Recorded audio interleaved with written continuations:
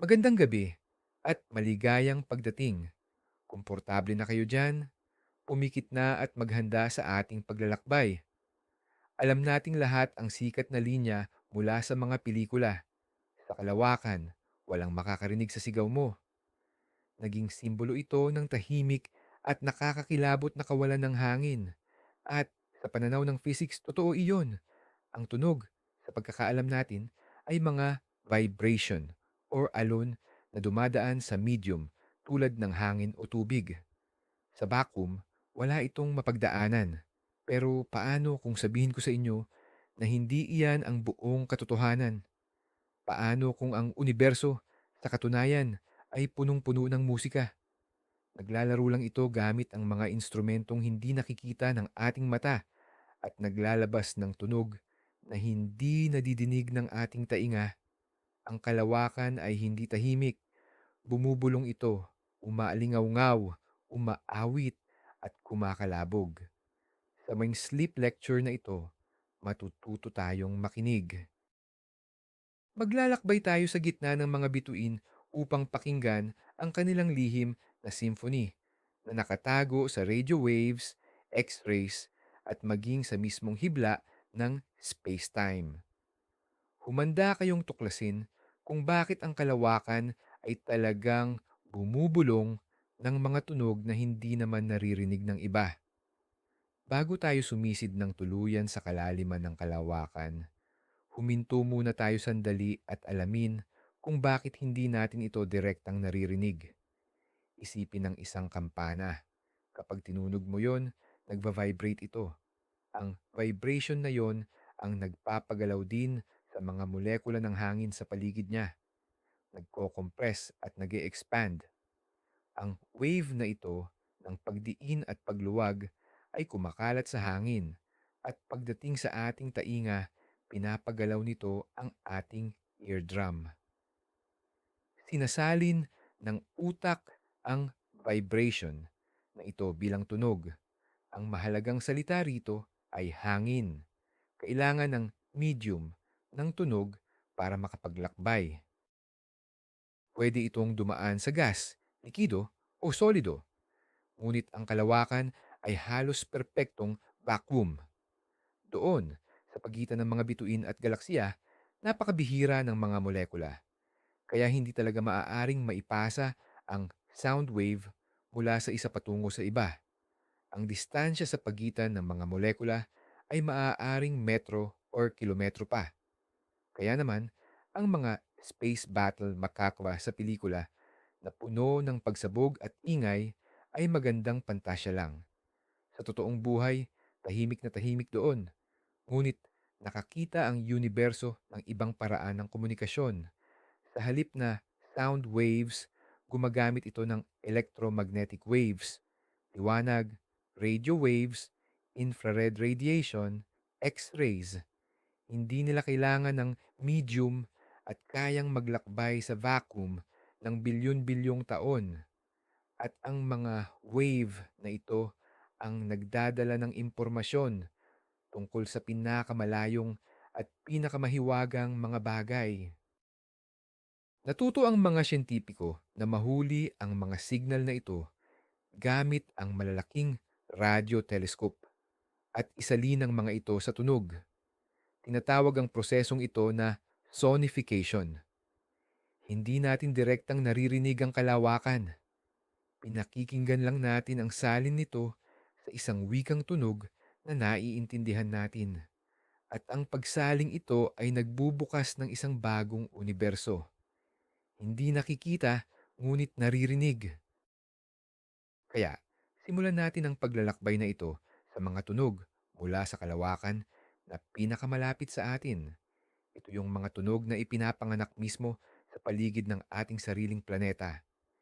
Isipin nyo, bukod sa atmosfera, nababalutan ng mundo ng isang di nakikitang pananggalang, ang magnetosfera. Ang dambuhalang magnetikong bula na ito ang nagliligtas sa atin mula sa mapaminsalang daloy ng charged particles na nanggagaling sa araw. Ito ang tinatawag nating solar wind. Kapag bumangga ang hangin na ito sa magnetosfera, Hindi lang ito basta dumadaan. Sa halip, pinapayanig, pinapakanta, at pinapatunog nito ang magnetospera na para bang mga kwerdas ng isang dambuhalang cosmic harp. Siyempre, ang mga tunog na ito ay hindi acoustic kundi electromagnetic. Pero may kakayahan ang mga satellite na may espesyal na kagamitan na i-record ang mga ito. Tinatawag ito ng mga siyentista na chorus waves o kosmikong koro. Kapag ipinroseso ang mga recording na ito para maging naririnig, maririnig natin ang parang huni ng kawan ng kakaibang ibon, mga sipol at misteryosong alulong. Mukha itong soundtrack ng lumang sci-fi na pelikula, pero ito ang totoong tinig ng pakikipag-ugnayan ng ating mundo sa kalawakan. Napakalakas ng mga wave na ito kaya minsan itinutulak nito ang mga particle mula sa radiation belts ng mundo papunta sa atmosfera na siyang sanhi ng aurora o northern lights. Kaya sa susunod na makita ninyo ang nagkikinangang berde at lila na mga ribbon ng aurora sa kalangitan, alamin ninyo na hindi lang kayo nanonood, kundi sa isang paraan ay nai-imagine ninyo kung paano tumutunog ang dakilang sayaw ng kalawakan na ito. Ito ang una at marahil ang pinakapersonal na tunog ng kalawakan para sa atin, ang kanta ng ating sariling planeta habang pinoprotektahan tayo mula sa matitinding hangin ng universo. Ito ay isang patuloy na paalala na nabubuhay tayo sa loob ng isang dinamiko at buhay na sistema puno ng mga prosesong di nakikita ngunit talagang nagaganap. Maglakbay tayo ng mas malayo pa patungo sa mga gas giant ng ating solar system, ang Jupiter at Saturn. Ang mga planetang ito ay maituturing na mga generator ng natural na radio signal. Ang kanilang malalakas na magnetic field at magulong himpapawid ay lumilikha ng isang tunay na di pangkaraniwang ingay o cacophony. Isa sa pinakatanyag na penomenang naitala ng mga spacecraft tulad ng Voyager at Cassini ay ang tinatawag na whistlers o sumisipol na atmosperiko. Ang mga tunog na ito ay nabubuo dahil sa mga kidlat na libu-libong beses na mas malakas kaysa sa kidlat dito sa daigdig, partikular sa himpapawid ng Jupiter at Saturn. Kapag kumikidlat ang isang dambuhalang kidlat, nagpapadala ito ng radio impulse na may malawak na frequency spectrum.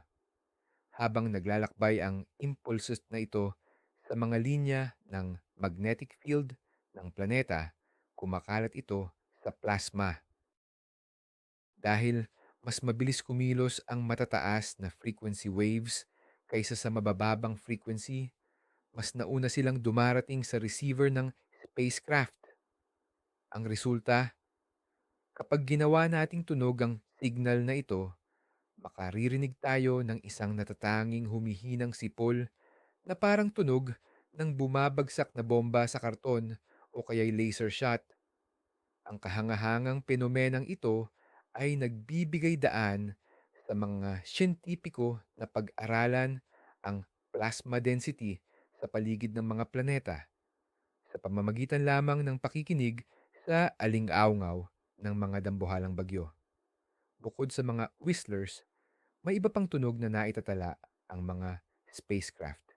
Halimbawa, ang Saturnian Kilometric Radiation o SKR. Ito ay matitinding radio burst na malapit na nauugnay sa mga aurora sa Saturn. Kapag ginawa itong tunog, para itong serye ng nakatatakot, pulso-pulsong lagutok at tiklap na nagbibigay ng pakiramdam na tila may pinakikinggan tayong alien mechanism.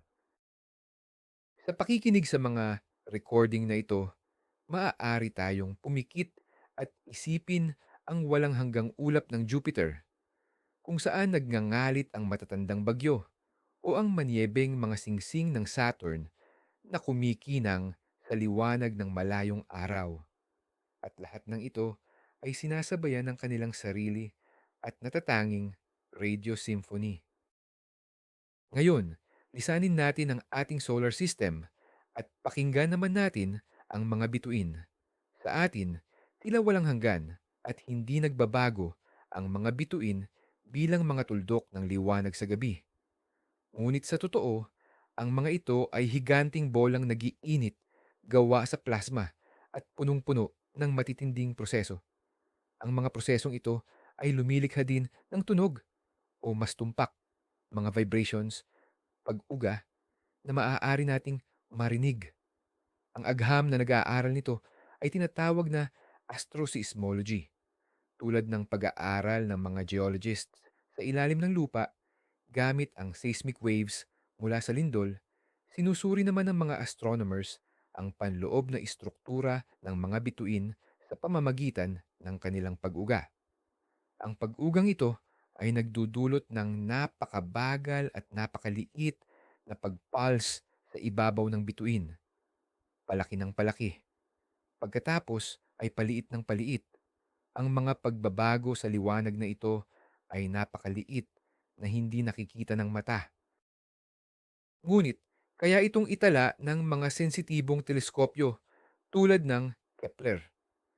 Kapag sinuri ng mga siyentista ang data ng pag-uga na ito at binilisan ng milyon-milyong beses upang ilipat sa sound range na naririnig ng tao, may lumalabas na kahangahangang tunog, isang malalim at umuugong na huni. Bawat bituin ay may sariling kanta. Ang mga bata, malalaki, at maiinit na bituin ay may mas matinis na tono. Samantalang ang mga matatanda, malamig, at dambuhalang bituin tulad ng red giants ay may malalim at mababang tunog, parang bass. Maging ang ating sariling araw ay nagba-vibrate din na naglalabas ng komplikadong akorde ng milyon-milyong magkakaibang pag-uga. Ngunit ang pangunahing tono nito ay napakababa, malayong malayo sa abot ng pandinig ng tao. Sa pakikinig sa mga kanta ng bituin, matutukoy ng mga astronomers ang masa ng bituin, edad, chemical na komposisyon, at maging kung ano ang nangyayari sa pinakagitna, core nito. Para itong pagsasagawa ng ultrasound sa isang bituin, kahit na trilyon-trilyong kilometro ang layo nila sa atin. Ang malalim at umaalpas na huni ng mga bituin ay hindi lang basta magandang epekto. Ito ang tunay na tinig ng kanilang nakatagong panloob na buhay, isang simponya ng nuclear fusion at convective flows na umaabot sa atin sa kabila ng kalaliman ng oras at kalawakan. Sa gitna ng milyon-milyong tinig ng mga bituin, mayroong napaka-espesyal na mga tagapagtanghal, mga parang cosmic drummer. Sila ang tinatawag na mga pulsares. Upang maunawaan kung ano ang pulsares, isipin ang isang bituin na mas mabigat pa sa ating araw. Sa pagtatapos ng buhay nito, sumasabog ito bilang isang supernova. Ang core nito, dahil sa sarili nitong grabidad, ay bumabaluktot at nagiging napakatiwas. Ang material na kasing sukat lang ng isang lungsod ay mas mabigat pa sa buong populasyon ng sangkatauhan. Ito ang pagkabuo ng isang neutron star. Sa prosesong ito ng pagguho, ang bituin, katulad ng isang figure skater na dinidikit ang mga braso sa katawan, ay nagsisimulang umikot ng napakabilis. Kung minsan ay umaabot sa daan-daang ikot bawat segundo. Ang neutron star na ito ay may matinding magnetic field na naglalabas ng dalawang makipot na sinag ng radio emission mula sa mga dulo nito. Ang mga sinag na ito, habang umiikot kasama ng bituin, ay dumaraan sa kalawakan na parang ilaw ng isang parola. Kung ang ating daigdig ay mapadaan sa landas ng isa sa mga sinag na ito, ang ating mga radio telescope ay makakakita ng isang mahigpit at periodikong pulso. Ang epektong ito ang mismong tinatawag na pulsar. Nang matuklasan ng astropisikong si Jocelyn Bell Burnell ang ganitong signal noong taong 1967, ang pagiging regular nito ay labis na nakamamangha. Kaya naman, biro nilang tinawag itong LGM-1 na nangangahulugang Little Green Men 1. Seryosong pinag-aralan ng mga siyentista ang posibilidad na artipisyal o gawa-tao ang signal. Ngunit, dinagtagal, marami pang pulsares ang natagpuan at naging maliwanag na isa itong likas na pangyayari. Kapag isinalin sa tunog or sonification, ang mga signal mula sa pulsares ay nagiging isang malinaw at maindayog na tunog, katulad ng isang metronome. Bawat pulsar ay may sariling natatanging kumpas na unti-unting bumabagal sa paglipas ng panahon. Ang hindi kapanipaniwalang katumpakan na ito ay nagbibigay daan upang gamitin ang pulsares bilang cosmic clocks o mga orasan sa kalawakan upang subukan ang general theory of relativity at maghanap ng gravitational waves. Kapag pinapakinggan natin ang cosmic beat na ito, hindi lang tayo nakakarinig ng tunog, kundi ang pagtiklop ng pinakatumpak na orasan sa universo na naiwan pagkatapos ng mga malalaking trahedya ng bituin. Bukod pa sa mga ordinaryong bituin at kakaibang mga pulsar, ang universo ay punong-puno ng mga bagay na talagang napakalaki at nakakatakot. At marahil, ang pinakamisteryoso sa lahat ng ito ay ang mga black hole. Ang mga bahaging ito ng espasyo na may napakalaking grabidad, kaya't kahit ang liwanag ay hindi makakatakas, ay matagal nang itinuturing na simbolo ng ganap na kawalan at katahimikan. Ngunit noong taong 2003, may ginawang kamanghamanghang pagtuklas ang mga astronomo na gumagamit ng Chandra X-ray Observatory. Nagbago ito sa ating pagtingin. Sinusubaybayan nila ang isang dambuhalang kumpol ng mga galaksya sa konstelasyon ng Perseus na nasa layong halos 250 milyong light years mula sa atin. Sa gitna ng kumpol na ito ay matatagpuan ang isang supermassive black hole. Napansin ng mga siyentista na ang mainit na gas na bumabalot sa kumpol ay may konsentrikong alon na parang mga ripples sa tubig dahil sa batong ibinato. Ang mga alon na ito ay lumabas na mga sound wave. Ang pinagmula ng mga ito ay ang black hole mismo na panapanahong nagpapalabas ng matinding mga jets, mga buga ng particle na gumugulo sa nakapalibot na gas at lumilikha ng napakalaking sound ripple na ito. Nagawa ng mga siyentista na kalkulahin ang frequency ng mga oscillation na ito. Lumabas na ito ay tumutugma sa nota na B-flat, pero 57 oktaba na mas mababa kaysa sa middle C sa isang piano. Ang isang cycle ng alon na ito ay tumatagal ng halos 10 milyong taon. Ito ang pinakamababang nota na natuklasan kailanman sa universo.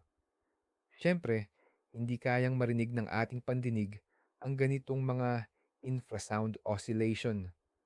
Kaya naman, upang marinig natin ito, tinaasan ng mga siyentista ng NASA ang frequency ng signal ng 12 dosenang oktaba. Ang naging resulta, isang malalim, nakakakilabot, at parang mula sa kabilang mundong ugong. Hindi lang ito basta artipisyal na interpretasyon. Ito ay isang tunay na tunog na kasalukuyang kumakalat sa gas ng Perseus Galaxy Cluster. Naririnig natin ang ugong ng isang supermassive black hole, ang mababa, umuugong na tinig ng isa sa pinakamakapangyarihang bagay sa sanlibutan. Ang mga black hole ay hindi lang nagpapatunog dahil sa gas na nakapalibot sa kanila. May kakayahan silang lumikha ng tunog sa mas malalim at mas fundamental na paraan sa pamamagitan ng pag-vibrate ng mismong istruktura ng espasyo-oras o space-time. Ayon sa General Theory of Relativity ni Einstein, binabaluktot ng malalaking bagay ang espasyo-oras sa kanilang paligid At kapag nagiikutan at nagtatagpo ang dalawang napakalaking bagay tulad ng dalawang black hole or neutron star, lumilikha sila ng ripples or mga alon sa espasyo-oras. Ang mga alon na ito ay kumakalat sa lahat ng direksyon sa bilis ng liwanag. Ito ang tinatawag nating gravitational waves or alon ng grabidad. Sa loob ng mahabang panahon, teorya lamang ito. Ngunit noong 2015, naitala ng LIGO Observatory ang kauna-unahang direktang ebidensya ng alon ng grabidad. Nagmula ito sa pagsasanib ng dalawang black hole, mahigit 1 bilyong taon na ang nakalipas. Napakasensitibo ng mga detektor ng LIGO, kaya nilang sukatin ang pagbabago sa distansya na libu-libong beses na mas maliit kaysa sa diameter ng isang proton. Kapag dumaan ang gravitational wave sa daigdig sa napakaliit na bahagi ng isang segundo, kinokompres at iniinat nito ang lahat ng dadaanan niya, kasama na ang mga braso ng detektor mismo. Ang naitalang signal ng panginginig na ito ay maaaring gawing tunog, at ang maririnig natin ay isang maikli at lumalakas na tunog, parang isang mabilis na chirip o click na tinawag ng mga siyentipiko na chirp. Tumatagal lamang ang tunog na ito nang wala pang 1 segundo, ngunit naglalaman ito ng impormasyon tungkol sa isang napakalaking sakuna sa kosmos. Sa pakikinig sa chirp na ito, naririnig natin ang huling kanta ng nakamamatay na pagsasayaw ng dalawang black hole. Dito, matutukoy natin ang kanilang mga masa, ang bilis ng kanilang pag-ikot, at kung gaano karaming enerhiya ang inilabas bilang alon ng grabidad. Sa loob ng isang iglap, mas maraming enerhiya ang inilabas kaysa sa pinagsama-samang enerhiyang inilalabas ng lahat ng bituin sa universo.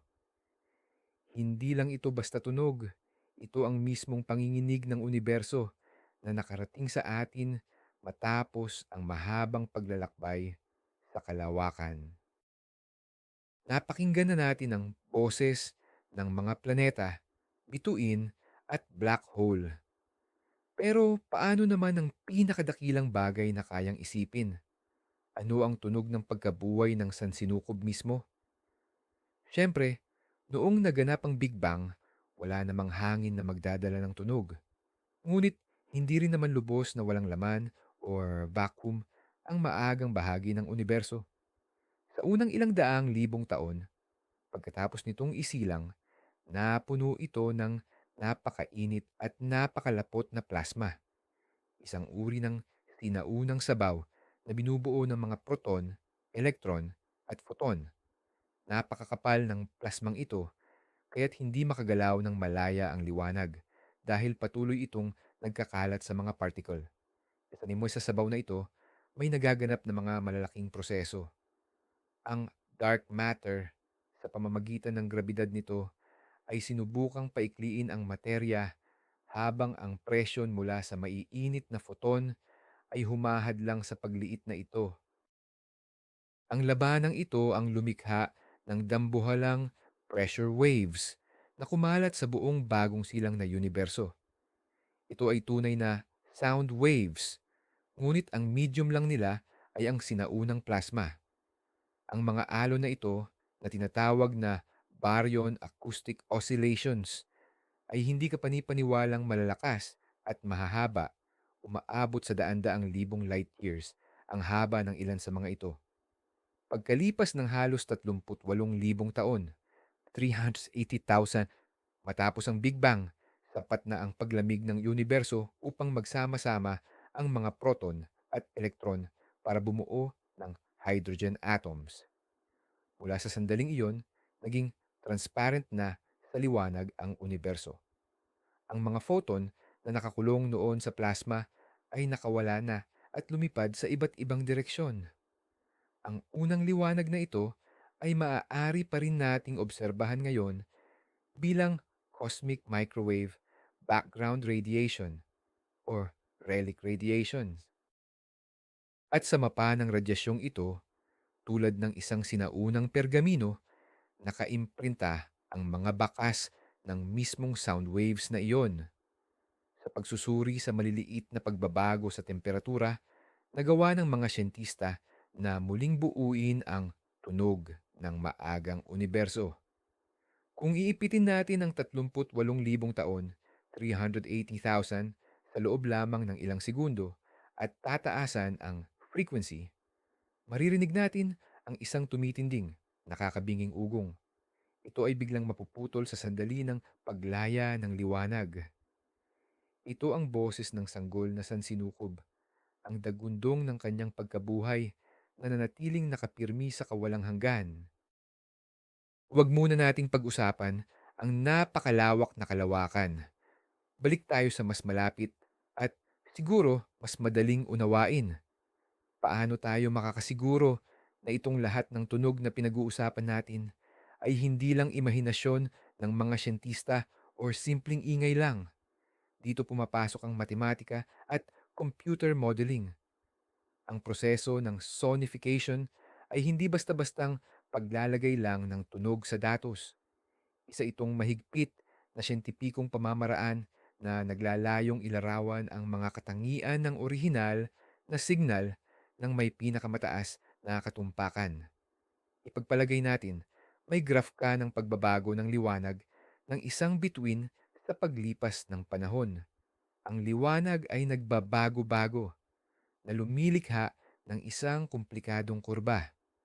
Para gawing tunog ito, itinutumbas natin ang time axis ng graph sa time axis ng audio file at ang brightness axis naman ay sa lakas, volume o taas ng tono, pitch.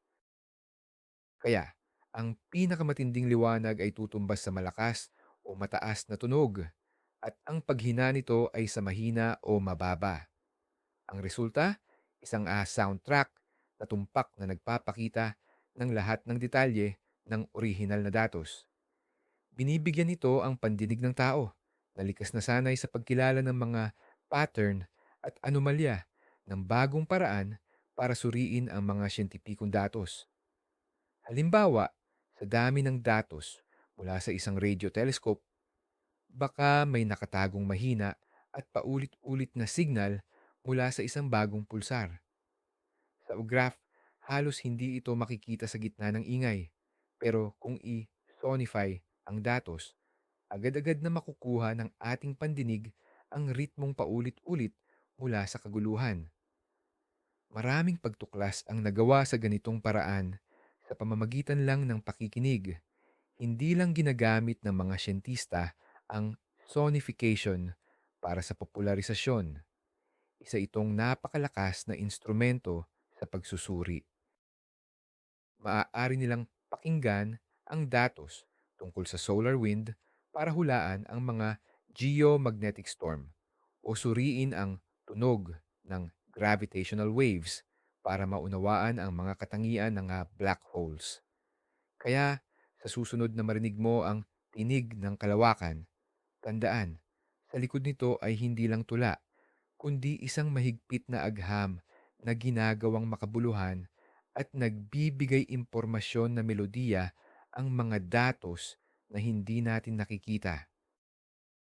Napag-usapan na natin ang tungkol sa mga radio waves na umaabot sa atin mula sa iba't ibang bagay sa kalawakan. Pero, saan ba talaga galing ang mga ito at paano natin sila nasasagap? Isipin mo na lang ang isang ordinaryong radyo. Kapag ina-adjust mo ito sa isang istasyon, sinasagap mo ang mga radyo alon na ipinapadala ng transmitter ng istasyong iyon. Ang universo ay puno ng ganitong uri ng natural na radio stations. Maaari itong mga planetang umiikot, sumasabog ng mga bituin, mga aktibong nucleus ng mga kalawakan, at maging ang mga ulap ng malamig na gas sa pagitan ng mga bituin. Naglalabas sila ng radio waves dahil sa iba't ibang dahilan.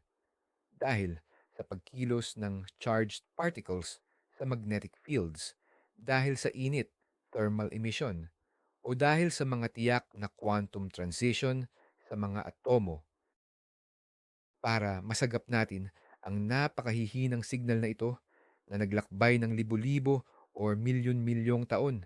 Kailangan natin ng mga dambuhalang tenga, ang mga radio telescope. Hindi tulad ng optical telescope na kumukuha ng nakikita nating liwanag, visible light. Ang radio telescope ay mga malalaking parabolic antenna. Para silang satellite dish, pero mas malaki syempre. Ang pinakamalaki sa mga ito ay umaabot sa daan-daang metro ang lapad. Ang trabaho nila ay i-focus ang dumarating na radio waves sa isang sensitibong receiver na nakalagay sa gitna.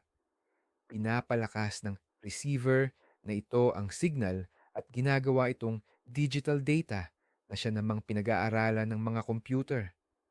Minsan, hindi sapat ang isang teleskopyo lang upang makakuha ng mas malinaw na imahe o tunog. Ginagamit ng mga astronomo ang teknolohiya ng interferometry. Pinagsasama-sama nila ang mga signal mula sa iba't ibang radio telescope na magkakalayo. Sa ganitong paraan, nagtutulungan silang parang iisang dambuhalang teleskopyo na kasing laki ng isang kontinente o minsan ay kasing laki pa ng buong daigdig, katulad ng nangyari sa proyekto ng Event Horizon Telescope na nakakuha ng unang larawan ng isang black hole. Dahil sa mga teknolohiyang ito, nagagawa nating i-tune ang ating sarili sa tamang frequency at pakinggan ang bulong ng isang pulsar, ang ugong ng isang kalawakan, o ang echo ng Big Bang na hinihiwalay ang mga ito mula sa pangkalahatang ingay ng kalawakan. Matapos nating talakayin ang mga instrumentong ginagamit, pumalik tayo sa pinagmumula ng mga tunog. Sa pagkakataong ito, lulubog tayo sa pinakamagulo at pinakamagulong lugar sa universo, ang mga labi ng supernova, supernova remnants. Kapag naubos ang gasolina ng isang malaking bituin, bumabagsak ito at sumasabog ng may matinding puwersa. Ang pagsabog na ito, tinatawag na supernova, ay maaaring sandaling sumikat ng mas maliwanag kaysa sa buong kalawakan kung nasaan ito.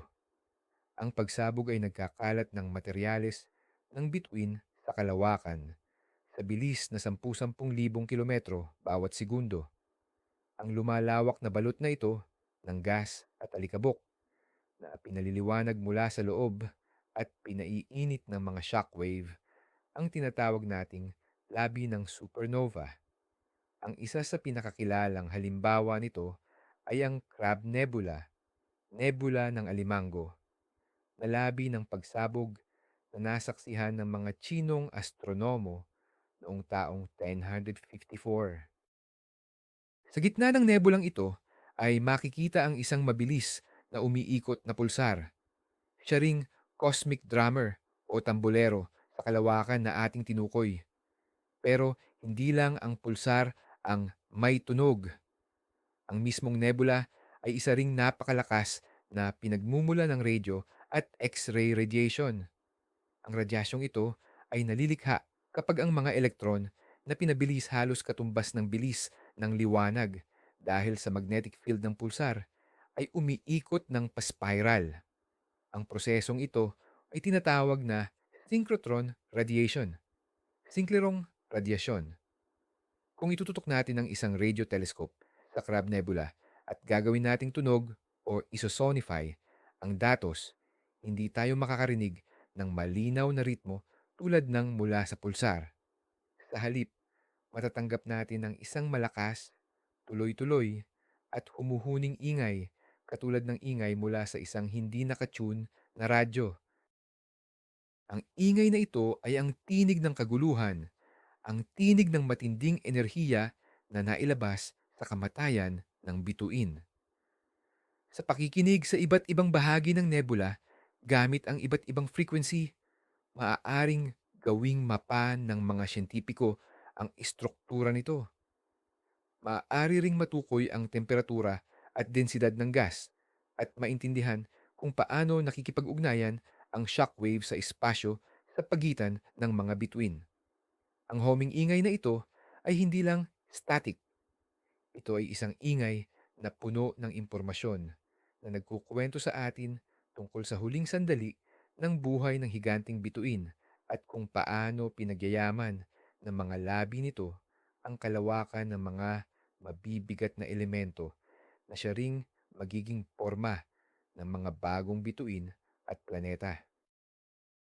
Bukod pa sa sigaw ng mga namamatay na bituin at sa tugtog ng mga pulsar, may mas tahimik pero napakahalagang bulong ang kalawakan. Ito ang tinig ng malamig na gas na nasa pagitan ng mga bituin, ang pinagmumulan kung saan isinisilang ang mga bagong bituin. Sa unang tingin, tila walang laman ang espasyo sa pagitan ng mga bituin, pero hindi ito totoo. Puno ito ng napakanipis na gas. Karamihan ay hydrogen at mga maliliit na partikula ng alikabok. Sa ilang bahagi, nagkukumpol-kumpol ang gas na ito at nagiging higanting molecular clouds. Ang mga ulap na ito ay napakalamig. Ang temperatura nila ay ilan lamang degree na mas mataas sa absolute zero. Sa ganitong klase ng lamig, ang mga atomo ng hydrogen ay nananatili sa kanilang pangunahin at kalmadong kalagayan. At dito mismo, nagaganap ang isa sa pinakamahalagang pangyayari para sa radio astronomy. Ang isang atomo ng hydrogen ay binubuo ng isang proton at isang elektron. Ang bawat isa sa mga partikulong ito ay may sariling pag-ikot o tinatawag na spin. Pwedeng pareho ang direksyon ng or spin, parallel, o magkabaligtaran, antiparallel. Ang kalagayan kung saan magkapareho ang or spin ay mayroong bahagyang mas mataas na enerhiya. Pero, minsan sa loob ng ilang milyong taon, ang spin ng elektron ay biglang bumabaligtad. Lumilipat ito sa mas matatag na estado na may anti-parallel spins. Kapag nangyari ito, naglalabas ito ng napakaliit na bahagi ng enerhiya, isang radio wave na may wavelength na 21 sentimetro, 20 watts imperimeter. Tila wala itong kabuluhan dahil napakaliit. Ngunit ang mga higanting ulap na ito ay nagtataglay ng hindi mailarawang dami ng hydrogen atoms. At dahil sa pagsasama-sama ng lahat ng ito, nakakalikha sila ng mahina ngunit madaling masagap na radio emission sa nakapirming frequency na ito. Kapag itinutok natin ang ating radio telescope sa 21 sentimetro, maaari nating marinig ang mga ulap na ito. Ang senyas nila ay parang isang mahinahon at tuloy-tuloy na ugong o huni. Sa pagsusuri sa Doppler effect, ang pagbabago sa frequency ng signal na ito, matutukoy ng mga astronomer kung gaano kabilis gumagalaw ang ulap papalapit o papalayo sa atin. Ito ang nagbigay daan upang mabuo ang unang mapa ng mga spiral arms ng ating galaksya, ang Milky Way. Nakita natin ang istruktura ng ating tahanan ng mga bituin kahit pa nasa loob tayo nito sa pamamagitan lamang ng pakikinig sa tahimik na bulong ng malamig na hydrogen na lumulutang sa kalawakan. Balikan nating tingnan ng araw, ang bituin na nagbibigay liwanag sa atin tuwing araw. Sa tingin natin, ito ay walang humpay na pinagmumulan ng liwanag at init. Pero ang totoo, isa itong bagay na dinamiko at kung minsan napakabagsik. Sa ibabaw nito, patuloy na nagaganap ang mga solar flare at pagbuga ng coronal mass, mga dambuhalang pagsabog ng plasma at magnetic field.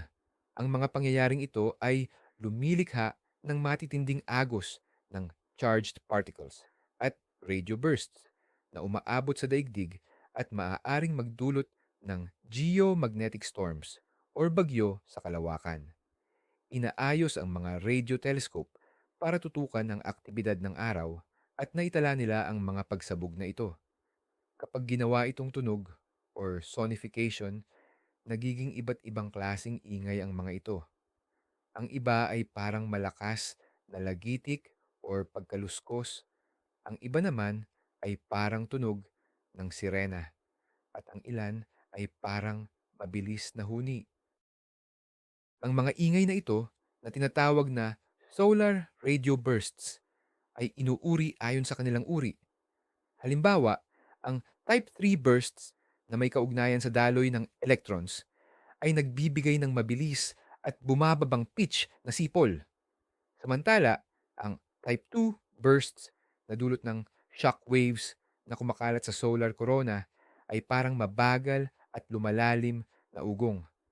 Sa pamamagitan ng pakikinig sa araw gamit ang radio waves, natutukoy ng mga siyentipiko ang aktibidad nito sa real time. Hindi lang ito simpleng pag-usisa sa agham.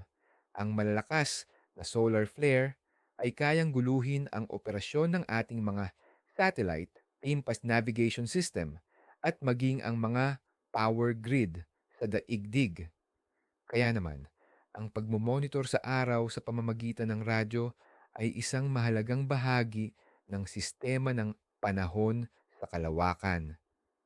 Space weather na tumutulong sa atin na hulaan at bawasan ang pinsalang dulot ng mga solar storm. Kaya ang lagitik at aling-awngaw na naririnig natin mula sa kailaliman ng kalawakan ay hindi lamang basta tunog. Ito ang boses ng ating pinakamalapit at pinakamakapangyarihang kapitbahay na direktang nakakaapekto sa ating buhay at teknolohiya. Ito ay paalala na nabubuhay tayo sa isang kapaligiran na aktibo at patuloy na nagbabago, at kahit ang ating sariling araw ay may sarili nitong at napakalakas na tinig. Sa ngayon, napag-usapan na natin ang mga tunog na permanente, gaya ng pag-ugong ng black hole o yung mga regular na umaalpas, gaya ng pulso ng isang pulsar. Pero tandaan, marunong ding magbigay ng sorpresa ang universo. Noong 2007, natuklasan ng mga astronomo ang isang bago at lubos na misteryosong uri ng senyal. Ito ay isang napakaikling, ngunit napakalakas na radio impulse na tumagal lamang ng ilang millisecond. Sa sandaling iyon, nagpalabas ito ng enerhiyang katumbas ng sinag ng araw sa loob ng ilang araw. Ang senyal ay nagmula sa isang malayong kalawakan at ang pinagmulan nito ay talagang hindi maipaliwanag. Ang penomenong ito ay tinawag na Fast Radio Burst o FRB. Mula noon, daan-daang ganitong burst na ang natuklasan. Ang iba ay solong sumiklab, isang beses lang naglabas ng liwanag at hindi na naulit. Ngunit ang iba, nakakagulat sa mga siyentipiko, ay paulit-ulit nagpapakita ng serye ng mga impulse.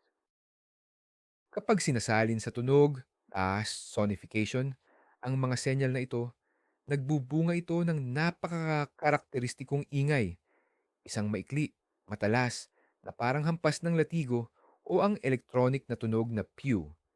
Kapag umuulit ang a burst, nakakarinig tayo ng serye ng ganitong mga click na minsan ay nagkakasunod-sunod sa hindi regular na pagitan. Ang pinagmulan ng mga fast radio bursto na ito ay nananatiling isa sa pinakamalaking misteryo ng modernong astropisika. Maraming haka-haka ang umiiral. Naniniwala ang ilang siyentipiko na maaaring ito ay nagmumula sa mga magnetar, isang uri ng neutron star na may matinding lakas ng magnetic field. Ang iba naman ay naghihinala na baka ito ay pagsasama ng mga compact object o di kaya'y isang bagay na lubos na kakaiba at exotic. Habang pinakikinggan natin ang mga mahiwagang click na ito mula sa pagitan ng mga kalawakan, para tayong nakikibahagi sa paglutas ng isa sa pinakamalaking cosmic puzzle. Bawat bagong burst na natutuklasan, bawat bagong sonified na record ay naglalapit sa atin sa pag-unawa kung anong malaking kalamidad ang may kakayahang lumikha ng isang napakaikling ngunit napakalakas na sigaw na naririnig sa kalahati ng universo. Marami na tayong natalakay tungkol sa tunog ng mga individual na bagay sa kalawakan. Pero paano kung subukan nating pakinggan ang isang buong galaksya? Ang ating galaksya, ang Milky Way, ay isang dambuhalang sistema na binubuo ng bilyon-bilyong bituin, gas, alikabok, at dark matter. Hindi ito naglalabas ng iisang tunog. Pero kung itututok natin ang isang radio telescope sa sentro nito o sa kahabaan ng plane phone nito, makakakuha tayo ng komplikadong halo ng mga sinyalis mula sa iba't ibang pinagmulan.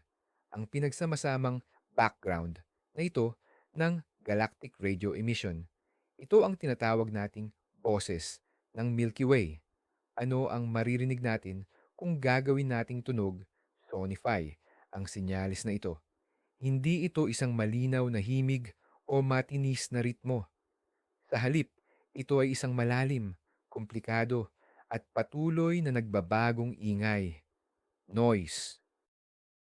Dito, matutukoy natin ang tunog ng hiss or sizzling na galing sa synchrotron radiation ng mga elektron na gumagalaw sa magnetic field ng galaksya. Maririnig din natin ang mas tahimik na background mula sa malalayong labi ng supernovae at mga lugar kung saan nabubuo ang mga bagong bituin, star-forming regions. At kung itututok natin ng eksakto ang teleskopyo sa sentro ng galaksya patungo sa konstelasyon ng Sagittarius, lalakas at titindi ang ingay. Dito, sa mismong puso ng Milky Way, nakatago ang supermassive black hole na Sagittarius A. Hindi man ito kasing aktibo ng black hole sa Perseus cluster, napapalibutan pa rin ito ng mainit na gas na naglalabas ng radio waves. Ang alingaw-ngaw na ito na nanggagaling sa sentro, ito ang itinuturing nating pintig ng puso o heartbeat ng ating galaksya. Sa pakikinig sa galactic noise na ito, mararamdaman natin ang kalakihan at pagiging komplikado ng ating tahanan ng mga bituin. Ito ay parang nakatayo ka sa gitna ng isang napakalaking lungsod na nakapikit at nakikinig ka lang. Hindi mo maihihiwalay ang bawat individual na usapan, ngunit ang pangkalahatang ugong ng syudad ay nagbibigay sa iyo ng pakiramdam ng buhay, enerhiya at laki nito. Sa parehong paraan, sa pakikinig sa radio noise ng Milky Way, nararamdaman natin ang kadakilaan at paghinga nito na naririnig ang kolektibong boses ng bilyon-bilyong bituin at nebula. Lampas sa ating galaksya, may bilyon-bilyong iba pa at ang mga ito ay may sariling tunog. Ang mga galaksya kung saan aktibong nabubuo ang mga bagong bituin, tinatawag na starburst galaxies, ay malalakas na pinagmumula ng radio emission. Sa kanilang dambuhalang molecular clouds, isinisilang ang libu-libong malalaking bituin. Ang mga bituing ito ay maikli lang ang buhay at sumasabog bilang supernova na nagpapuno sa galaksya ng cosmic rays at lumilikha ng matinding radio hiss o static. Ngunit may isa pang uri ng galaksya na mas maingay. Ito ang tinatawag na active galaxies or quasars. Sa kanilang sentro, matatagpuan ang napakalalaking black holes na walang sawang lumalamon ng mga nakapalibot na material, gas, alikabok, at maging buong bituin. Habang bumabagsak ang material sa black hole, umiikot ito at bumubuo ng tinatawag na accretion disk. Dahil sa pagkiskis, friksyon, sa loob ng disk na ito, ang material ay umiinit ng milyon-milyong degree at nagsisimulang magbigay ng matinding liwanag sa lahat ng bahagi ng electromagnetic spectrum, kasama na ang radio waves. Kadalasan, mula sa sentro ng sistemang ito, bumubukal ang dalawang dambuhalang plasma jets na umaabot ng milyon-milyong light years, lampas pa sa hangganan ng galaksya mismo. Ang mga jet na ito ang ilan sa pinakamalalakas na pinagmumula ng radyo sa buong universo. Kung gagawin nating tunog, sonify, ang radio signal mula sa malayong kusar, maririnig natin ang isang malakas at tuloy-tuloy na dagundong.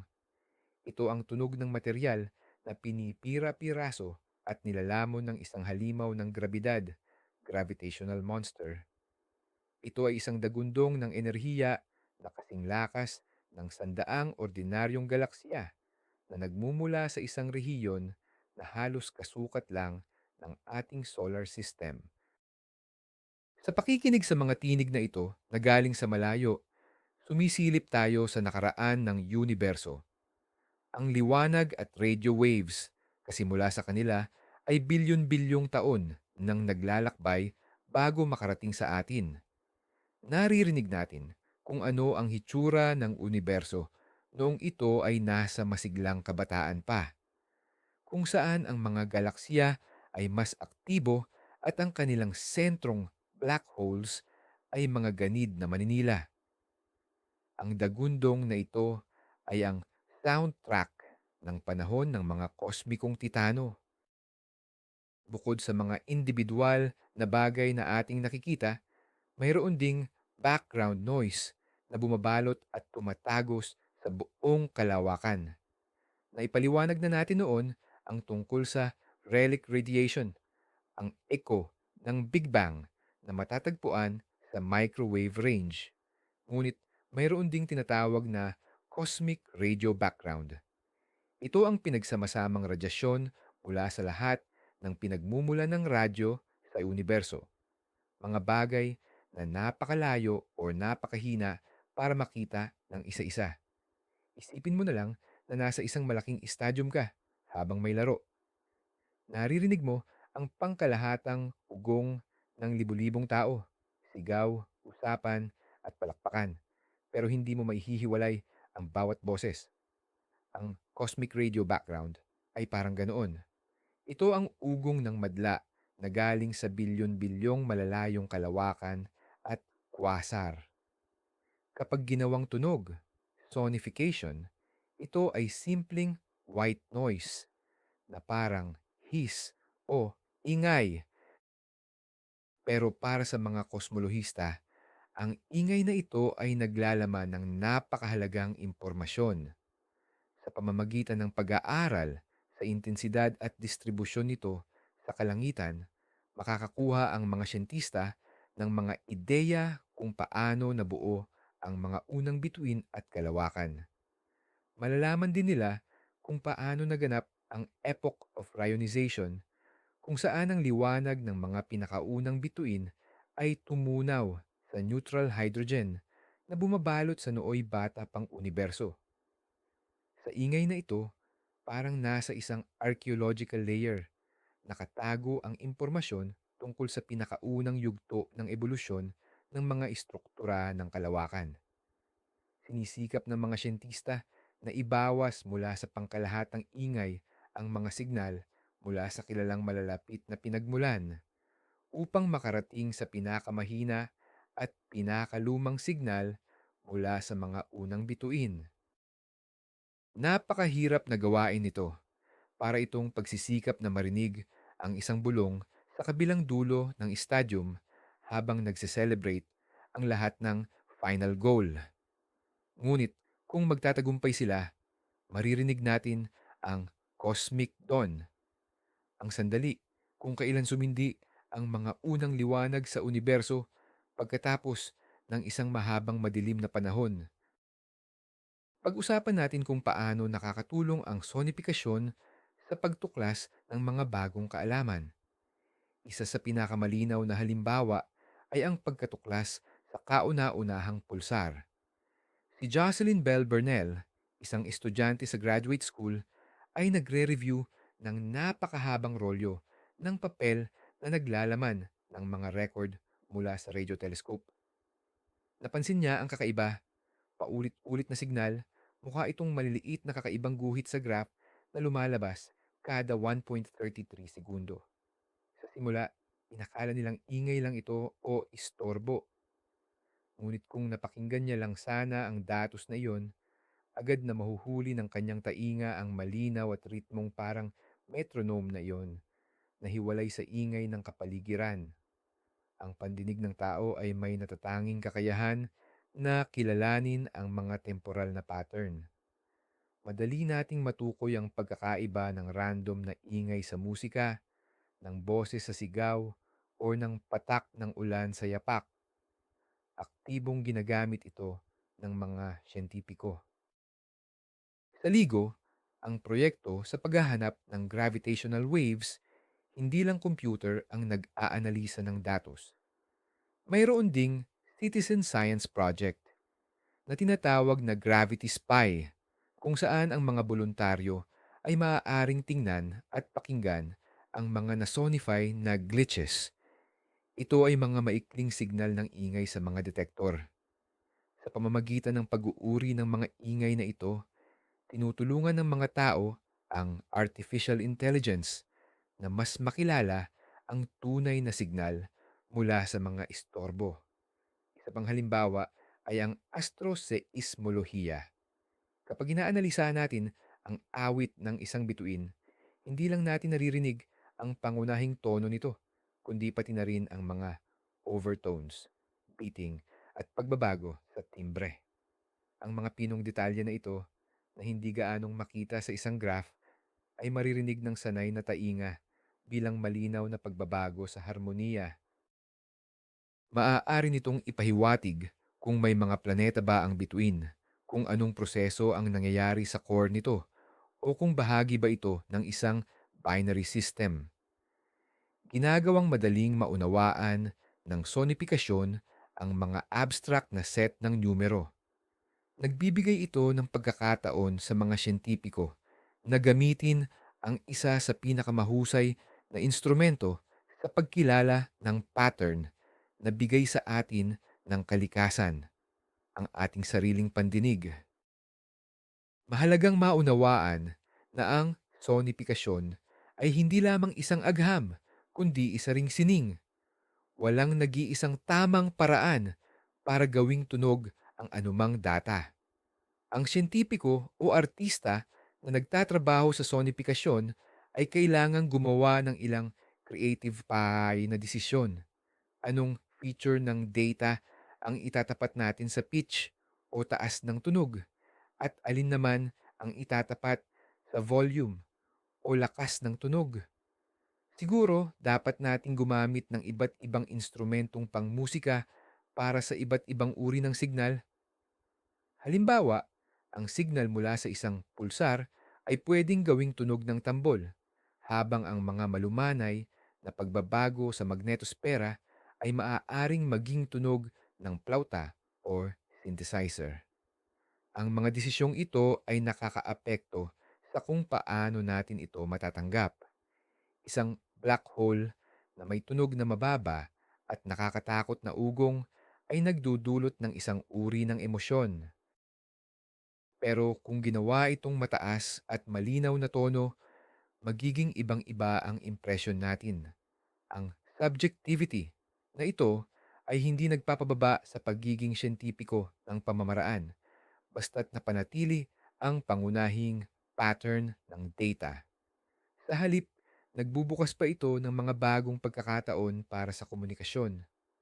Ang mga artista at musikero tulad ni na Matruso o ang mga nasa likod ng proyektong System Sounds ay gumagawa ng buong komposisyong musikal batay sa datos ng astronomiya. Halimbawa, kukunin nila ang data tungkol sa mga orbit ng mga planeta sa sistemang TRAPPIST-1 at bibigyan nila ng sariling nota ang bawat planeta. Ang resulta, habang umiikot ang mga planeta, lumalabas ang isang kakaiba at maayos na melodiya. Ang mga proyektong ito ay tumutulong sa mga taong hindi pamilyar sa agham na maramdaman ang ganda at armonya ng kalawakan. Isinasalin nila ang komplikadong mga konsepto sa universal na wika ng musika na nagdudulot ng pagkamangha at koneksyon sa mga dakilang pagtuklas. Ito ang tulay sa pagitan ng mundo ng mahihigpit na formula at ng mundo ng emosyon ng tao na nagpapakita na ang universo ay hindi lang pwedeng pag-aralan, kundi napakaganda rin. Kahit na sinasabi nating tunog ng kalawakan ang ating pinag-uusapan, mahalagang tandaan ang napakalaking sukat ng oras na kasama rito. Karamihan sa mga prosesong ating pinapakinggan ay nagaganap sa mga yugto ng panahon na ibang-iba sa nakasanayan natin. Nabanggit na natin na ang isang sound wave oscillation mula sa black hole sa Perseus Cluster ay tumatagal ng 10 milyong taon. Para marinig natin ito, kailangan nating ipitin at paikliin ang 10 milyong taon na iyon sa loob lamang ng isang segundo. Ang pagtibok ng karaniwang bituin, tulad ng ating araw, ay may peryodong ilang minuto lang. Para gawin itong naririnig na ugong, kailangan nating pabilisin ang recording ng libu-libong beses. Ang pag-ikot ng mga planeta na lumilikha ng melodiya sa proyektong System Sounds ay tumatagal talaga ng mga araw, buwan, at taon. Pinabibilis natin ang oras para lang mahuli ang tugtugin. Sa kabilang banda, mayroon din namang napakabilis na mga proseso. Ang fast radio burst, FRB, ay tumatagal lamang ng 1,000 bahagi ng isang segundo. Para marinig at maanalisa ito, kabaligtaran, kailangang pabagalin ng mga siyentista ang oras na parang iniuunat ang napakaikling impulse na ito. Ang laro na ito sa sukat ng oras ang isa sa pinakanakakamanghang katangian ng sonifikasyon. Binibigyan tayo nito ng kakayahang maramdaman ang indayog ng sansinukob na talagang hindi maaabot ng ating direktang karanasan. Naririnig natin ang mabagal na paghinga ng isang kalawakan na tumagal ng milyon-milyong taon at ang napakaikling sigaw ng isang namamatay na bituin na naganap sa isang saglit. Nagbibigay ito sa atin ng natatanging pakiramdam ng perspektiba. Ang ating sariling buhay, ang buong kasaysayan ng sangkatauhan ay maikling sandali lamang kumpara sa mga siklo ng kosmos.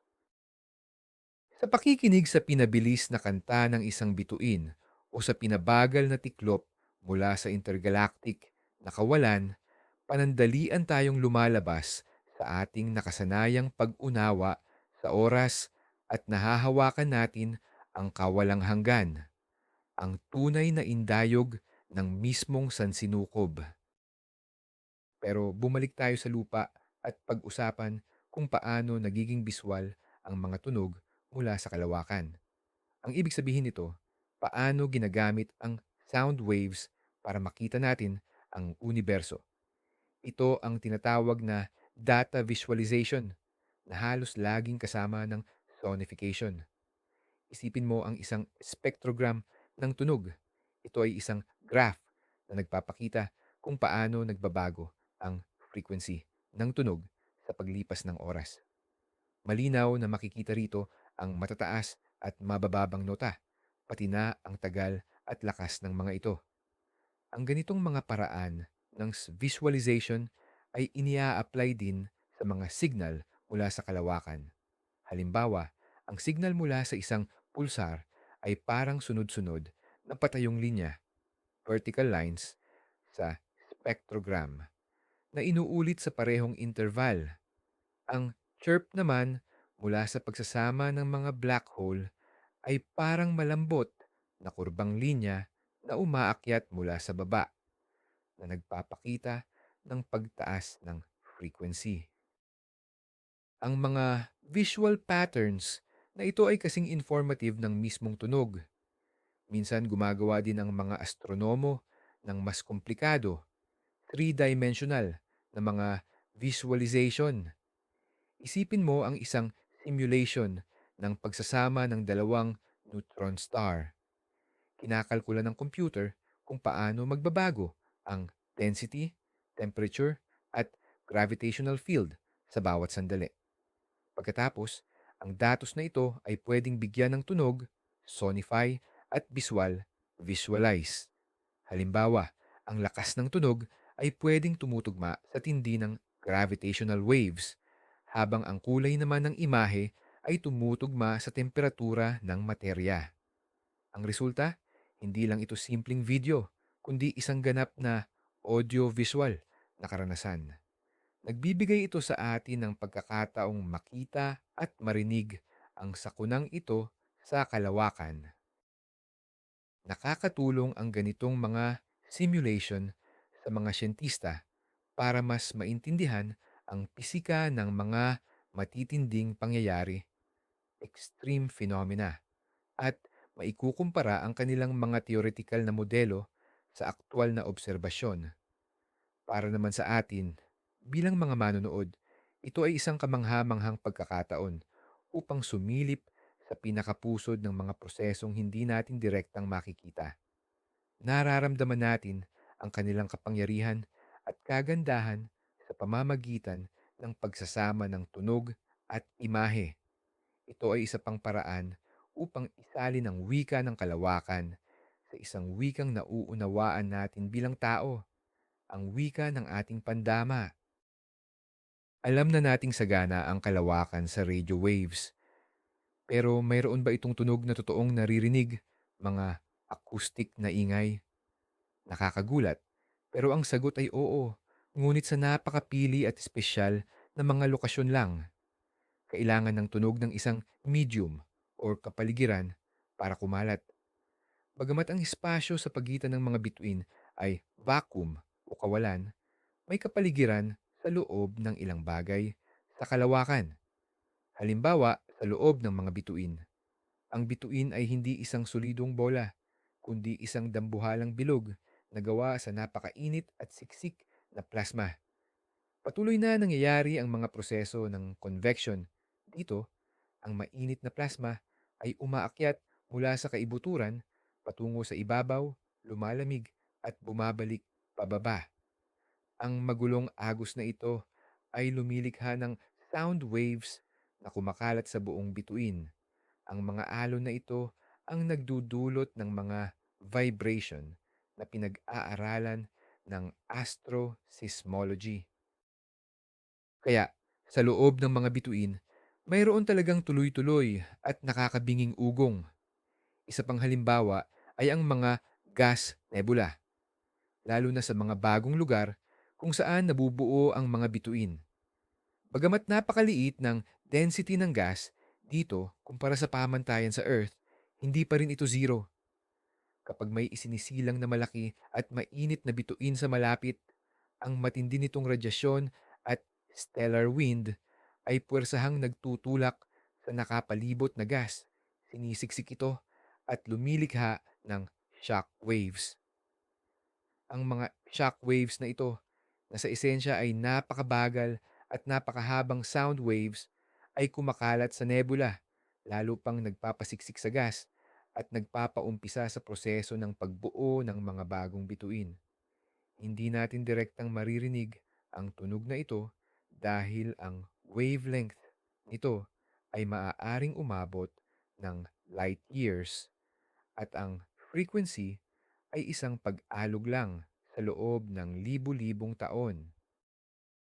Pero ang mga ito ay totoong pressure waves na tumatakbo sa gitna ng mga bituin. At syempre, nariyan din ang mga atmosphere ng planeta.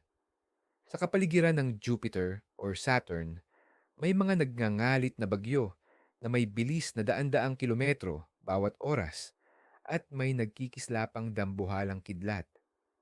Kung makapaglalagay tayo ng mikropono roon, maririnig natin ang tuloy-tuloy na dagundong ng hangin at nakakabinging kulog. Kaya ang kalawakan ay hindi ganap na tahimik. Sa mga piling bahagi nito, sa kaibuturan ng mga bituin at sa mga ulap ng nebula, umaaling-awngaw ang sarili nitong acoustic symphonies. Bagamat hindi natin direktang maririnig, sila ay totoong naroroon. Bukod pa sa mga likas na tunog, dahan-dahan ding napupuno ang kalawakan ng mga hudyat at ingay na gawa ng tao. Simula pa lang ng cosmic era, nagpapadala na ang sangkatauhan ng mga radio signal sa kalawakan. Ang mga unang satellite, kabilang na ang sikat na Sputnik 1 ng Soviet, ay nagpapadala ng simpleng hudyat sa Earth na kayang tanggapin ng kahit sinong radio amateur. Ang sikat nitong beep beep beep ang siyang naging unang artipisyal na boses sa kalawakan. Mula noon, bilyon-bilyong signal na ang naipadala natin. Kabilang dito ang mga utos para pamahalaan ang mga sasakyang pangkalawakan, ang telemetry na ibinabalik nila, ang siyentipikong datos mula sa mga rover sa Mars, at pati na rin ang mga signal ng GPS. Ang lahat ng ito ay lumilikha ng isang patuloy na nagbabagong sphere ng artipisyal na radio emission sa paligid ng Earth. Paano naman ang mga mensahe para sa mga sibilisasyon sa labas ng mundo? Ang pinakakilala ay ang Arecibo message na ipinadala noong taong 1974 patungo sa globular cluster na M13. Ito ay isang encoded radio signal na may impormasyon tungkol sa sangkatauhan. Kung ito ay gagawing tunog, maririnig ito bilang maikling serye ng magkakaibang tono. May mas poetic pang halimbawa, ang mga gintong plaka sa sakay ng mga probe na Voyager 1 at Voyager 2. Bukod sa mga larawan at pagbati sa iba't ibang wika, nakatala din dito ang mga tunog, ang ihip ng hangin at patak ng ulan, huni ng ibon, at musika ni Nabak at Chuck Berry. Hindi ito radyo signal, kundi isang pisikal na imbakan, isang uri ng mensahe sa bote na itinapon sa karagatan ng kalawakan. Umalis na ang mga proba sa Amazon na ito sa solar system at naglalakbay na sa interstellar space. Posibleng pagkatapos ng libu-libong taon, may makahanap sa kanila at makarinig sa mga boses ng ating planeta. Sa ganitong paraan, idinadagdag ng sangkatauhan ang sarili nating mga nota sa dakilang symphony ng universo. Ano ang kinabukasan ng pakikinig sa universo? Nangangako itong magiging mas kapana-panabik pa. Sa lupa at sa kalawakan, itinatayo ngayon ang mga bago at mas sensitibong teleskopyo. Halimbawa, ang dambuhalang radio telescope na Square Kilometer Array o SKA na bubuuin ng libu-libong antena na nakakalat sa Australia at South Africa. Ang kabuuang lawak ng koleksyon nito ay aabot sa 1 kilometro kwadrado. Kaya ito ang magiging pinakamalaking teleskopyo sa mundo.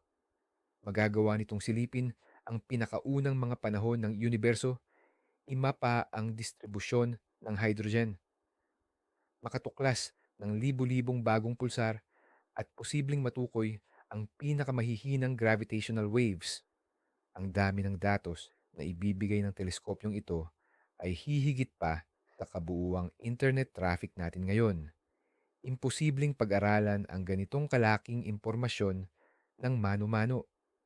Dito papasok ang artificial intelligence o AI. Sasalain ng mga algorithm ng machine learning ang petabytes ng data, hahanapin ang pamilyar na sound patterns at tutuklas ng ganap na bago at hindi pa nalalamang uri ng signal. Posibleng makahanap ang AI ng napakanipis na ugnayan sa cosmic noise na hinding-hindi mapapansin ng tainga o mata ng tao. Bukod pa rito, lumalawak din ang mga gravitational wave observatory. Plano ring ilunsad ang LISA Space Interferometer na bubuuin ng 3 satellite na lilikha ng isang dambuhalang tatsulok sa kalawakan na may gilid na 2.5 milyong kilometro. Magiging sensitibo ito sa napakababang frequency na gravitational waves na imposibleng makita mula sa lupa. Kayang marinig ng LISA ang pagtatagpo ng supermassive black holes sa gitna ng mga kalawakan, ang mga dual system ng white dwarfs, at posibleng maging ang gravitational waves na nilikha sa unang mga sandali pagkatapos ng Big Bang. Tayo ay nasa bingit ng isang bagong panahon sa astronomiya, kung saan hindi lang natin makikita, kundi maririnig din natin ang universo ng may kalinawang walang katulad. Ang pakikinig sa kalawakan ay nagdudulot din sa atin ng matitinding tanong na pang-pilosopiya. Kapag binago natin ang mga di-personal na datos tulad ng mga photon, radio wave, at gravitational wave at ginawa itong tunog para nating binibigyan ng pagkatao ang universo. Ginagamit natin ang pandinig, isa sa pinakaluma at pinakamasidhi nating pandama upang maramdaman ito. Dahil dito, nag-iiba ang pananaw natin sa kalawakan. Hindi na lang ito malamig at walang lamang kalaliman, kundi nagiging isang bagay na buhay, dinamiko, at puno ng sarisaring boses. Nagsisimula tayong magsalita tungkol sa pag-awit ng mga bituin, bulong ng gas, at dagundong ng mga kwasar. Mga metapora man ito, malaki ang naitutulong nito upang makabuo tayo ng mas malapit at mas matinding koneksyon sa sansinukob. Naglalabas din ito ng katanungan tungkol sa ating pwesto sa universo. Sa pakikinig sa alingawngaw ng Big Bang, parang hinahawakan natin ang mismong sandali ng ating pinagsamang pagsilang. Kapag naririnig natin ang ugong ng Crab Nebula, naririnig natin kung paanong sa hurno ng isang supernova isinilang ang mga mabibigat na elemento, ang carbon, oxygen, iron, na siyang bumubuo sa ating sarili, sa ating planeta, at sa lahat ng nakapaligid sa atin. Literal tayong mga alapok ng bituin at ang mga tunog ng kalawakan ang nagpapaalala niyan sa atin. Ngunit paano kung isang araw, sa gitna ng lahat ng ingay na ito mula sa kalikasan, ay may marinig tayong iba?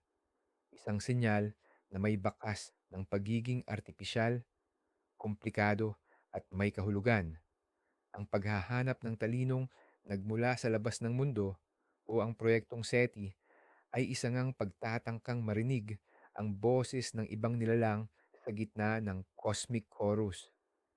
Ano kaya ang mararamdaman natin sa sandaling iyon? Pagkamangha, kasiyahan, takot? Ang pakikinig sa universo ay hindi lamang paghahanap ng kaalaman. Ito rin ay paghahanap sa ating sarili, sa ating pinagmulan, at sa ating posibleng kinabukasan. Subukan nating mag-isip-isip.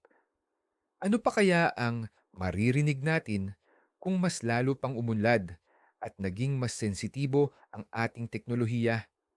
Halimbawa, maaari nating matutunang madetect ang mga neutrino, mga napakaliit at halos walang bigat na particle na nabubuo sa nuclear reaction sa kaloob-looban ng mga bituin at kapag sumasabog ang mga supernova. Ang mga ito ay halos hindi nakikipag-ugnayan sa materya, kaya't lumalagos lang sila sa mga planeta at bituin na parabang wala lang. Kung makakagawa tayo ng sapat na sensitibong detektor at isasalin natin sa tunog ang daloy ng neutrino, maririnig natin kung ano ang eksaktong nangyayari ngayon sa kaibuturan ng ating araw. Ito ang magiging pinakadirektang ulat mula sa mismong sentro ng bituin. Paano naman ang dark matter? Ang misteryosong sustansyang ito ay bumubuo ng halos 85%, 85% ng lahat ng materya sa universo. Pero wala tayong ideya kung ano talaga ang bumubuo rito. Ayon sa ilang teorya, posibleng mag-annihilate ang mga particle ng dark matter. Ibig sabihin, nagbabanggaan sila at nawawala na naglalabas naman ng gamma rays or iba pang particle na kaya nating maitala. Kung makakita tayo ng ganyang senyal mula sa sentro ng ating galaxy, kung saan inaasahang ubod ng dami ang dark matter, maaari rin natin itong isalin sa tunog. Ano kaya ang magiging tunog ng dark matter? Siguro, ito ay isang halos hindi marinig, matinis na bulong na tumatago sa lahat ng bagay sa paligid. Paano naman ang mga wormhole? o iba pang dimensyon kung sakaling umiiral sila? May kakayahan ba silang magbigay ng tunog sa ating universo? Siguro, lumilikha sila ng kakaibang pagbaluktot sa space-time na pwede nating madetect bilang isang natatanging gravitational wave signal. Sa ngayon, mga hinuha pa lang ito, pero nagpapakita ito kung gaano karami pang misteryo at mga bagay na hindi pa natin naririnig ang itinatago ng kalawakan. Ang bawat bagong tainga na itinututok natin sa kalangitan, radio telescope man iyan, gravitational wave detector, or neutrino observatory, ay maaaring magbukas sa atin ng isang bago at kakaibang paleta ng tunog mula sa universo. Maliban sa larangan ng agham, mas lumalawak ang gamit ng tunog mula sa kalawakan. Ginagamit na rin ito sa sining at maging sa larangan ng therapy. Ginagamit ng mga musikero at kompositor ang sonified data bilang inspirasyon o kaya naman ay pundasyon ng kanilang mga obra.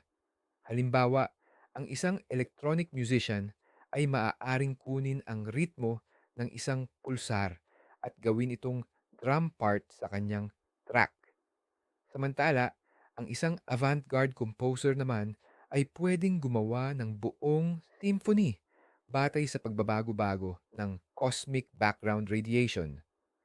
Nagbubunga ito ng isang bagong genre ng musika, ang cosmic ambient, kung saan maaari kang makalubog sa atmosfera ng malalayong mundo.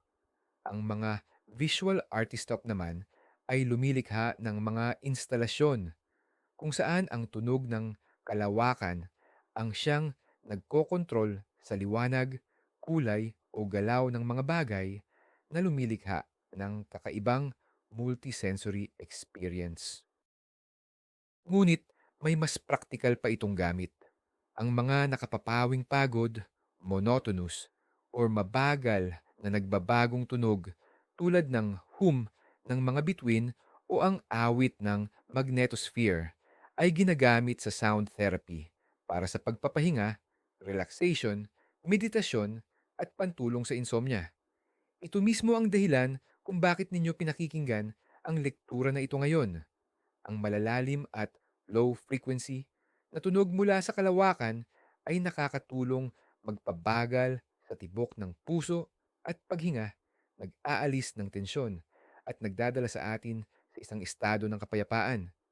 Ito ay parang isang natural na white noise o masangkop, cosmic noise na sumasala sa mga pang-araw-araw na nakakagulo at inihahanda ang ating utak para magpahinga. Kapag pinakikinggan natin ang mga tunog na ito, nararamdaman natin, intuitively, ang isang bagay na napakalaki, walang hanggan, at mapayapa. Nakakatulong ito upang ang sarili nating mga alalahanin at problema ay maging tila hindi gaanong mahalaga kumpara sa lawak ng universo. Kaya, ang mga boses ng malalayong bituin at kalawakan matapos salain ng agham at teknolohiya ay nagbabalik sa atin bilang isang nakagagaling na oyayi na tumutulong sa atin na makahanap ng kapayapaan at pagkakaisa. Ang isa sa pinakakamangha-manghang aspeto ng mga tunog mula sa universo ay ang kanilang tindi ng pagkakaiba. Hindi iisa ang tono o himig na tinutugtog ng kalawakan. Napakayaman at napakalawak ng sonic palette nito. Mayroon tayong malinaw at mekanikal na mga ritmo ng mga pulsar na tila mga tiktak ng isang orasan ng kalawakan.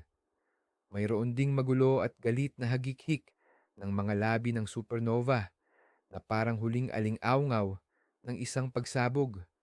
May malalim at umaaling-awngaw na ugong ng mga bituin na maihahalin tulad sa pag-awit ng mga monghe sa Tibet. Mayroon ding nakakakilabot at hindi makamundong huni ng mga black hole.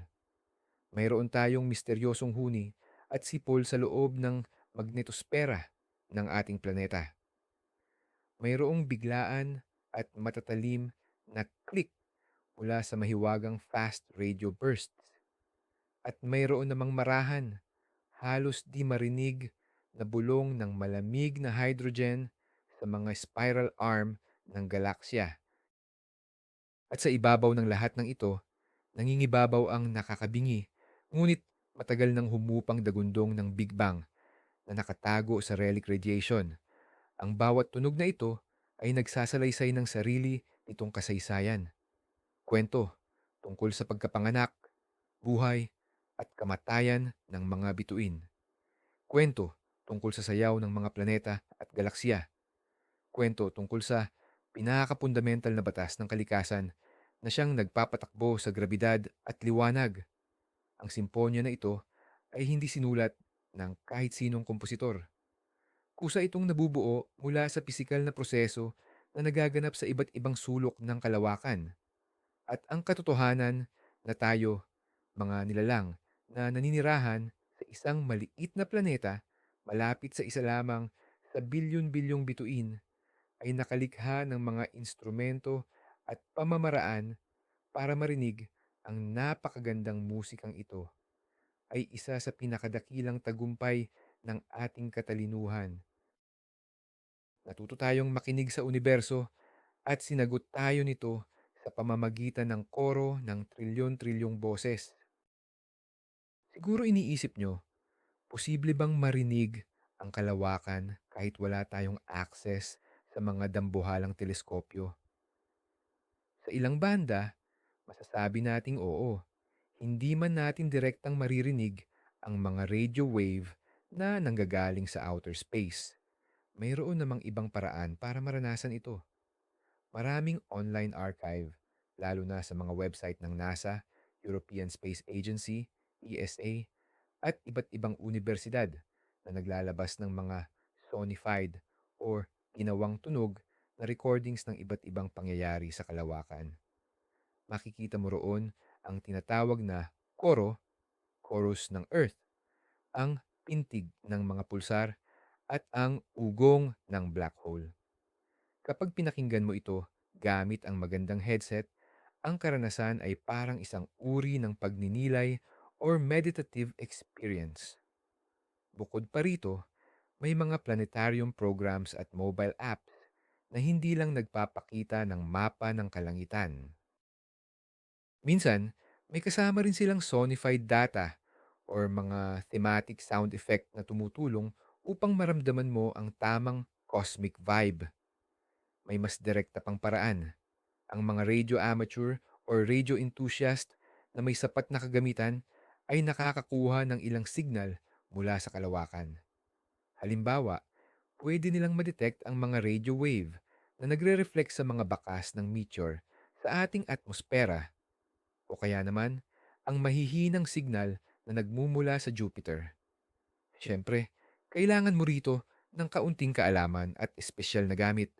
Pero ipinapakita nito na hindi naman pala ganoon kahirap tawirin ang linya sa pagitan ng profesional at amateur na astronomiya. Pero marahil, ang pinakamahusay na paraan para mapakinggan ang kosmos ay ang lumabas sa isang maliwanag na gabi, lumayo sa mga ilaw ng syudad at tumitig sa mga bituin.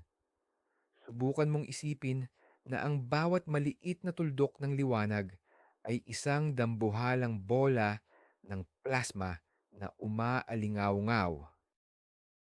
Isipin mo na sa pagitan nila may mga ulap ng gas na palihim na bumubulong gamit ang radio frequency nila. Isipin mo na sa malayo may mga pulsar na umiikot, nagpapalabas ng sarili nilang cosmic beat. Ang mental exercise na ito, ang pag-uugnay ng imahinasyon mo sa siyentipikong kaalaman, iyon ang pinaka-accessible na paraan upang marinig ang tahimik na musika ng kalawakan. Sa pagtatapos, bakit nga ba bumubulong ang kalawakan? Bumubulong ito dahil hindi ito walang laman. Puno ito ng enerhiya, materya, at mga field. Bumubulong ito sa wika ng mga electromagnetic wave na nagdadala ng impormasyon tungkol sa pinakamagulo at pinakamahinahong proseso sa universo.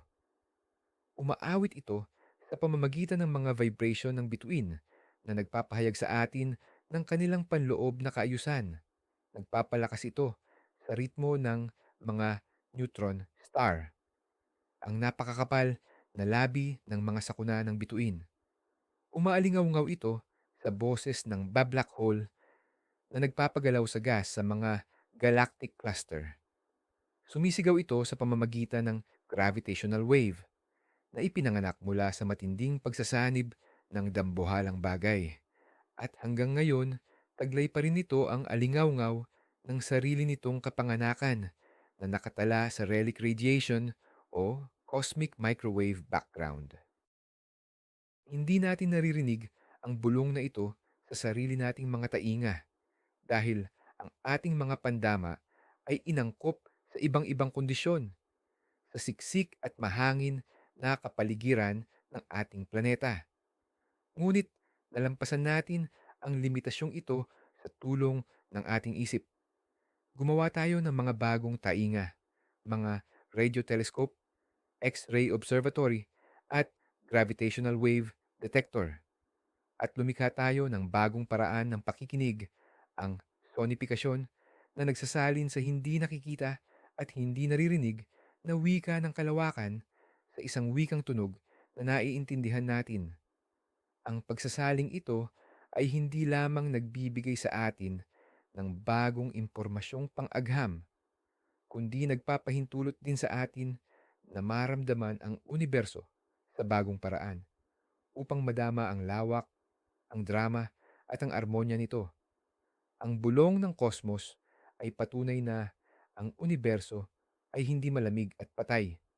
Ito ay nabubuhay, humihinga, nagbabago, at may sarili itong natatanging boses.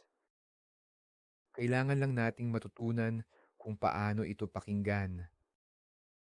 At ngayon, habang nakapikit ka na at handa ng matulog, hayaang ang mga tunog na ito mula sa kalawakan ang maging banayad na saliw sa iyong pagpapahinga. Isipin mo, hindi ito lubos na katahimikan, kundi isang espasyo na puno ng malalim at bumabalot na ugong.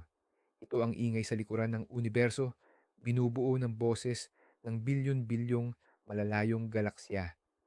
Sa saliw na ito, parang individual na instrumento sa isang orkestra, may iba pang tunog na paminsan-minsan ay lilitaw.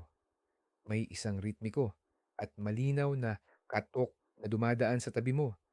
Iyon ay isang malayong pulsar na sumusukat sa oras ng kalawakan.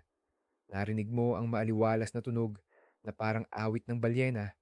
Ito ay ang solar wind na tumatama sa mga kwerdas ng magnetospera ng Earth na lumilikha ng aurora borealis.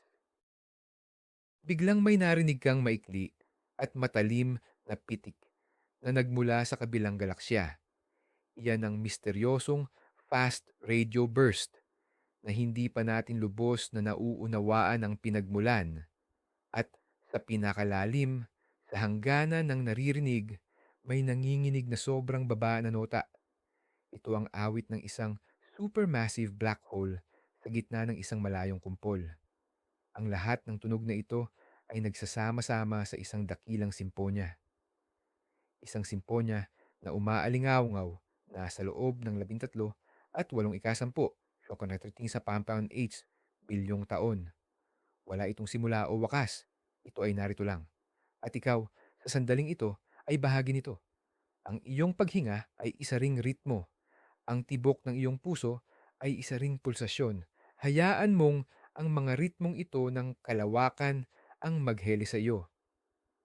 Damhin mo ang iyong sarili na bahagi ng malaki at umaaling-awngaw na organismong ito, ang universo.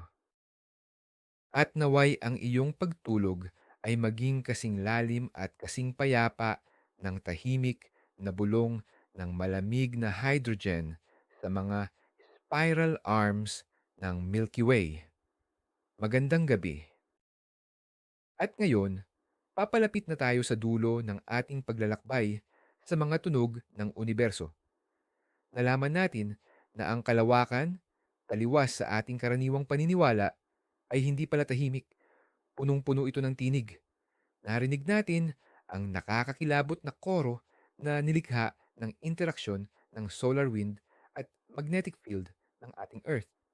Nadama natin ang ritmikong pagtibok, parang isang metronome ng mga pulsar, ang mga super siksik na labi ng mga bituin. Namangha tayo sa pinakamababang nota sa buong universo, ang malalim na ugong ng isang supermassive black hole sa Perseus Cluster, na ang mga pag-indayog ay tumatagal ng milyon-milyong taon.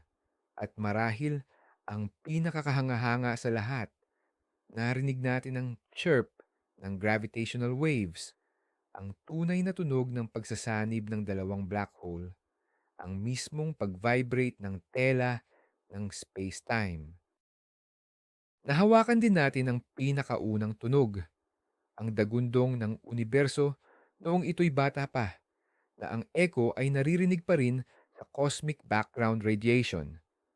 Kung tutuusin, ang katahimikan ng kalawakan ay isa lamang ilusyon. Sa katunayan, puno ito ng impormasyon na natutunan ng ating isip na isalin sa lengguwahe ng tunog, na nagbubukas ng bagong antas ng pag-unawa sa realidad. Ang cosmic na simponiyang ito ay hindi lamang koleksyon ng mga kakaibang impormasyon. Ito ay paalala na nabubuhay tayo sa isang hindi kapanipaniwalang komplikado, dinamiko, at napakagandang universo na punong-puno ng mga misteryo na naghihintay lamang na matuklasan at marinig. Maraming salamat sa pagsama sa amin sa oras na ito. Kung nakatulong ang paglalakbay na ito para makapag-relax kayo at makahanap ng bagong kaalaman, paki-like po ang video na ito at mag-subscribe sa channel para hindi mapalampas ang mga bagong sleep lectures. At huwag kalimutang i-click ang notification bell. Ngayon, may tanong ako para sa inyo. Aling tunog sa kalawakan ang pinaka nagpabilib sa inyo sa lahat ng pinag-usapan natin ngayon? O baka naman may iba pang cosmic object na gusto ninyong marinig ang tinig? Ibahagi ito sa comment section. Gusto naming basahin ang inyong mga tugon. Magandang gabi.